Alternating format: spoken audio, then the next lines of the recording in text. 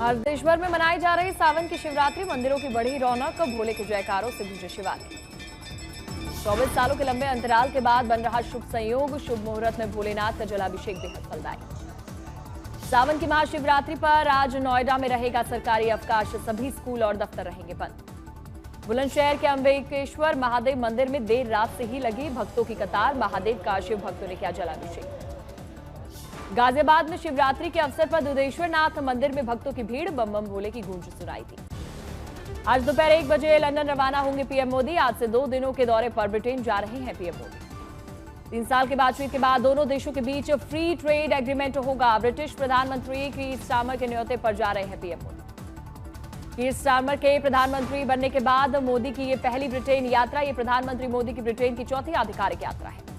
Britain के दौरे के बाद 25 से 26 जुलाई को पीएम मोदी का मालदीव दौरा। प्रधानमंत्री मोदी मालदीव के राष्ट्रपति डॉक्टर मोहम्मद मोइज्जू के आमंत्रण पर मालदीव जाएंगे। पीएम मोदी 26 जुलाई को मालदीव के 60वें स्वतंत्रता दिवस में बतौर मुख्य अतिथि शामिल होंगे। मोइज्जू के सत्ता संभालने के बाद पहली बार किसी विदेशी राष्ट्राध्यक्ष का दौरा होगा। आज संसद के मॉनसून सत्र का तीसरा दिन, कई मुद्दों पर दोनों सदनों में विपक्ष का भारी हंगामा संभव। विपक्ष लगातार एसआईआर और ऑपरेशन सिंदूर का मुद्दा उठा रहा है। लोकसभा में खेल विधेयक पेश होने की उम्मीद। बिजनेस एडवाइजरी कमेटी की बैठक में ऑपरेशन सिंदूर पर चर्चा के लिए कुल 25 घंटे का समय हुआ तय। ऑपरेशन सिंदूर पर चर्चा के लिए लोकसभा में 16 घंटे, राज्यसभा में 9 घंटे की चर्चा होगी। उपराष्ट्रपति धनखड़ के अचानक इस्तीफे को लेकर छिड़ा सियासी घमासान। तेजस्वी यादव ने कहा, जगदीप धनखड़ के साथ जो हुआ, चुनाव के बाद नीतीश कुमार के भी साथ होगा। कांग्रेस सांसद मणिकम टैगोर ने कहा, 2 से 3 हफ्तों तक जगदीप धनखड़ के सामने आने का इंतजार करें और कुछ समय बाद सच्चाई बताएंगे कि उनके साथ हुआ क्या। कांग्रेस सांसद प्रमोद तिवारी ने फैसले पर पुनर्विचार की मांग की। कहा, संसदीय इतिहास में ये एक काला दिन जब एक उपराष्ट्रपति अपना कार्यकाल पूरा नहीं कर पा रहे। आरजेडी नेता मृत्युंजय तिवारी ने कहा, उन्होंने किन स्वास्थ्य कारणों से इस्तीफा दिया ये तो वही जानते हैं, लेकिन ऐसा लगता है कि उन्होंने किसी दबाव में आकर इस्तीफा दिया है। कांग्रेस प्रवक्ता पवन खेड़ा ने कहा, ना कोई स्पीच, ना कोई फेयरवेल, फिर कैसे कह दें ऑल इज वेल। कांग्रेस नेता रेणुका चौधरी ने बीजेपी को टारगेट करते हुए कहा, ये अजीब वायरस बीजेपी में घूमती रहती है, तबीयत धनखड़ की नहीं, तबीयत सरकार की खराब। कांग्रेस महासचिव जयराम रमेश ने धनखड़ के इस्तीफे पर हैरानी जताई। उन्होंने कहा, इस्तीफे के पीछे जितना दिख रहा है उससे अधिक और कुछ भी है। विपक्ष के आरोपों पर बीजेपी सांसद रवि किशन ने किया पलटवार। कहा, किसी के स्वास्थ्य पर ना करे राजनीति, राजनीति का लेवल दिन प्रतिदिन गिरता जा रहा है। धनखड़ के इस्तीफे पर ममता बनर्जी का बीजेपी पर तंज। कहा, धनखड़ का स्वास्थ्य बिल्कुल ठीक है, बीजेपी पहले अपना घर ठीक करे, बंगाल को निशाना बनाने की जरूरत नहीं। बीजेपी सांसद रविशंकर प्रसाद ने भी विपक्ष पर हमला बोलते हुए कहा, वोट वही कर सकता है जो भारत का नागरिक है, भारत कोई धर्मशाला नहीं। आज बिहार विधानसभा के मानसून सत्र का तीसरा दिन, एसआईआर और कानून व्यवस्था को लेकर हंगामे के आसार। 5 दिनों का है बिहार विधानसभा का मानसून सत्र। बिहार में मतदाता सूची संशोधन, चुनाव के पहले एसआईआर के तहत 52 लाख नाम हटाए जा सकते हैं। बिहार में चुनाव आयोग ने मौतों या पलायन का हवाला देते हुए खुलासा किया। विपक्ष ने मतदाताओं के नाम बाहर होने के अपने दावे को दोहराया। चुनाव आयोग का दावा है कि 18 लाख लोग मारे गए, 26 लाख लोग पलायन कर गए और 7 लाख लोग फर्जी मतदाता सूची में शामिल। बिहार में एसआईआर मुद्दे पर समाजवादी पार्टी प्रमुख अखिलेश यादव ने बीजेपी पर साधा निशाना। कहा, वो ये इसलिए कर रहे हैं क्योंकि उन्हें पता है कि इस बार वो हारने वाले हैं। वहीं बिहार विधानसभा में मानसून सत्र के दूसरे दिन जोरदार हंगामा हुआ। विपक्ष के विधायकों ने जोरदार हंगामा किया। सदन में लगातार नारेबाजी की गई। आज आईआरसीटीसी मामले में लालू परिवार पर सुप्रीम कोर्ट आरोप तय करने की प्रक्रिया पर आदेश देगा। आरोपों में आपराधिक साजिश, धोखाधड़ी और भ्रष्टाचार शामिल।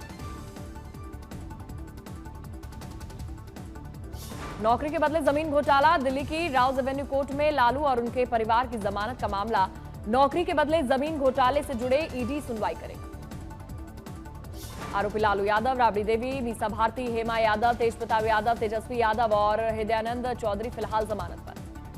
महाराष्ट्र सरकार ने गणेशोत्सव को राज्योत्सव घोषित किया। कलाकारों में खुशी, बोले ये कदम महाराष्ट्र के भगवान गणेश के प्रति गहरी भक्ति का सम्मान करता।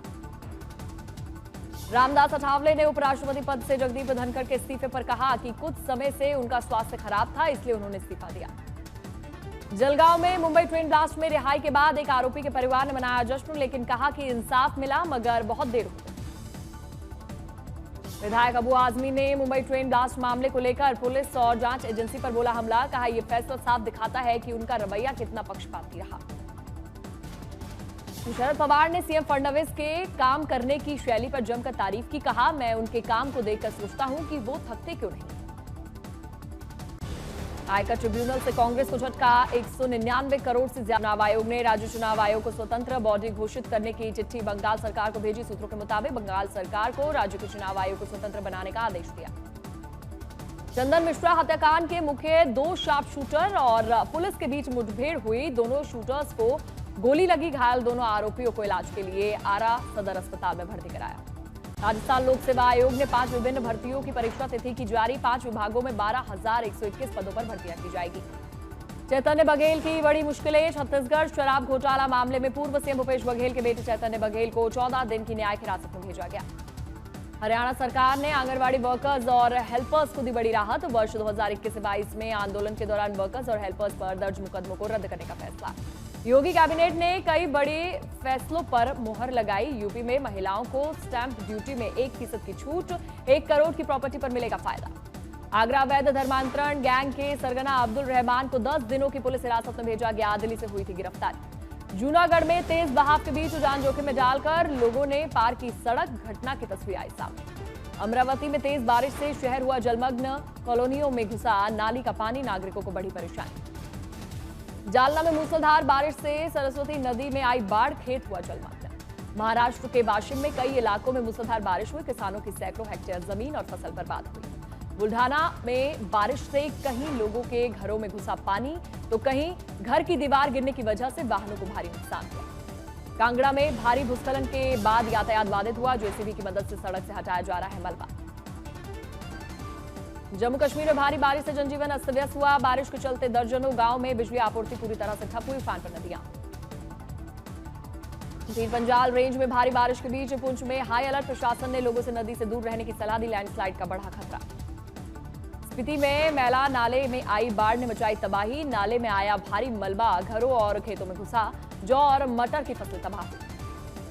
मोगा में 3 घंटे की बारिश ने मचाई तबाही। रेलवे अंडरब्रिज के नीचे भरे पानी में डूबी गाड़ी। कटिहार में बाढ़ के चपेट में आए गांव का संपर्क टूटा। नाव बनाकर लोग कर रहे सफर। मथुरा में नए बस स्टैंड के नीचे भरे हुए पानी में फंसी बस। गंदे पानी से गुजरने को लोग मजबूर। मेक्सिको सिटी में अचानक आई बाढ़ के बाद वहां की पुलिस ने चलाया रेस्क्यू ऑपरेशन। फंसे हुए लोगों को निकाला गया बाहर। फिलीपींस के क्यूजोन शहर में आफत की बारिश। बाढ़ से बेहाल लोग। प्रशासन ने बाढ़ में फंसे लोगों को स्थानीय लोगों को सुरक्षित इलाकों में पहुंचाया। राहत बचाव का कार्य जारी।